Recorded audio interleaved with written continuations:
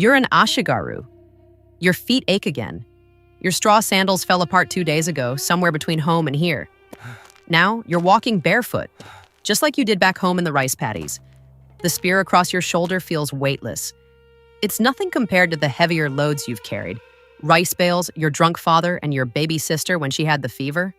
The spear is made of bamboo with a cheap iron tip. The armorer laughed when he handed it to you, saying it would break the moment it touched an enemy.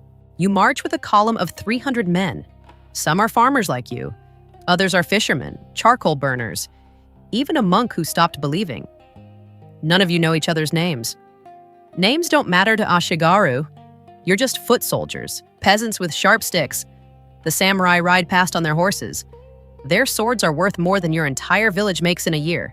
They don't look at you. You're furniture to them. The march halts at midday. A supply wagon rolls up and throws rice balls into the crowd. You catch one. You shove half in your mouth before anyone can take it, saving the other half in your sleeve. The man next to you didn't catch one. He's maybe 16. He's shaking. You break your half in two and hand it to him. He looks at you like you've handed him gold. Tonight, you'll sleep in the mud beside 10,000 others. Tomorrow, you'll march into the Great Valley to face the enemy.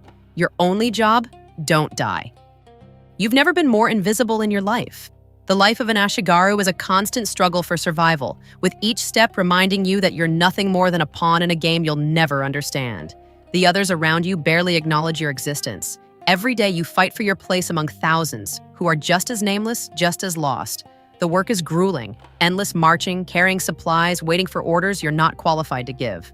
The long hours are spent in silence, with only the sounds of your breath, the shifting of feet, and the occasional grunt from your comrades. You barely know their faces, let alone their names. They are all like you, peasants who've been pressed into service, their lives just as meaningless as yours. There's no glory in this life, no recognition, just the unyielding weight of your duties, and the knowledge that you're expendable. When you stop to rest, it's not really a break. It's a brief moment to swallow down food that might be the last meal you get for the day. You fight for your share, making sure no one takes more than their fair share, but you don't complain. Complaining is a luxury you can't afford. You've learned the hard way that it's better to keep your head down and stay out of trouble. Your only hope is that one day you'll be called on to do something that will make you stand out. To show the samurai or your officers that you're not just another faceless soldier, that you're worth something more than a rifle and a rice ration.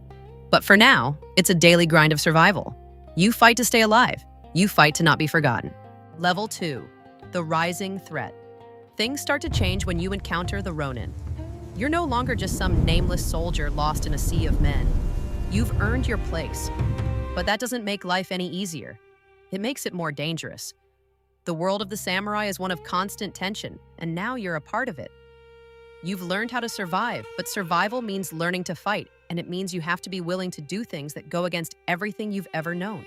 It happens one night in a gambling den. You've had a few drinks, trying to forget the day's misery, but you've been noticed. A Ronin, a masterless samurai, locks eyes with you. Maybe it's the way you're still carrying your swords despite not having the means to eat, or maybe he's just itching for a fight. Either way, you don't get a chance to react before the knife is already in the air. You don't think, you just move. The knife embeds itself in the wood beside you, but you don't flinch. The Ronin pulls out his sword, and the moment shifts into chaos. 3 against 1. You were once one of them.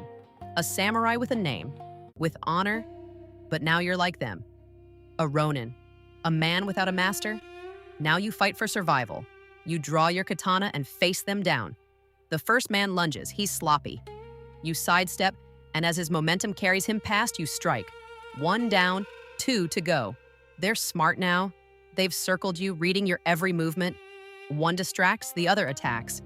You keep your focus. You know this dance, the dance of the blade. You move like water, flowing around their strikes, cutting through their armor with precision. Another down, 1 left, the leader, he's calculating. He targets your left leg, the one with an old injury. He sees weakness, but what he doesn't see is your resolve. The moment his sword swings, you're already there, blade drawn, and it finds its mark under his chin. He drops and it's over. You stand still, breathing hard, the adrenaline fading. 3 men lie on the ground and you're left standing in the silence. The owner of the gambling den emerges, pale and shaking. He surveys the wreckage of his place, then looks at you. There's no thanks, no recognition. Just a string of coins being handed to you. You've proven yourself. But the price of survival? It's steep. You've killed 3 men, and in this world, that means you've become something else. Something far more dangerous. You're no longer just fighting to survive. You're learning how to dominate. And with that comes the risk of everything being taken away in an instant.